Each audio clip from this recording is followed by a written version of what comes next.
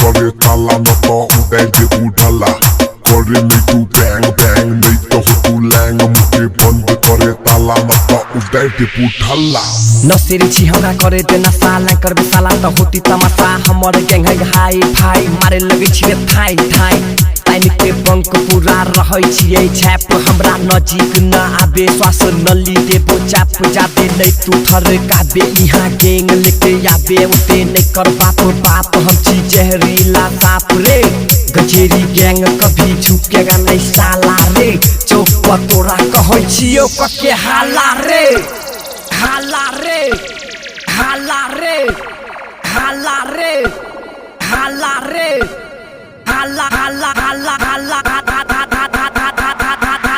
हाला रे करे छलांग सला करे छलांग छोड़बो नै छी हम गजरिया गैंग करे छलांग सला करे छलांग छोड़बो नै छी हम गजरिया गैंग करे छलांग सला करे छलांग छोड़बो नै छी हम गजरिया गैंग करे छलांग सला करे छलांग छोड़बो नै छी हम गजरिया गैंग गजरिया गैंग गजरिया गैंग गजरिया गैंग रे हमर तारही हमरा है प्यारी स्कूल के गैंग हमर है भारी जब जाय छी टोले टोले डर से गेट के न खोले सबे हो जाय छै बेहाल मुख देख के रुमाल सबके लगै छी हम डाकू डाकू हाथ में ले ले चाकू पूरा गैंग जाय छी लेट से चक्कू तीर बुलेट से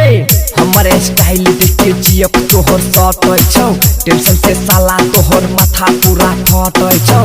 नहीं तो बोले आई भाई छिए एरिया के भाई हमरा कहै छै तू धोती धोती काट देबू बटी बटी करे छलांग सला करे छलांग छोड़बो नै छी हम गजरिया गैंग करे छलांग सला करे छलांग छोड़बो नै छी हम गजरिया गैंग करे छलांग सला करे छलांग छोड़बो नै छी हम गजरिया गैंग करे छलांग सला करे छलांग छोड़बो नै छी हम गजरिया गैंग आंचल रिकॉर्डिंग स्टूडियो जाप बाजार महत्तर नेपाल।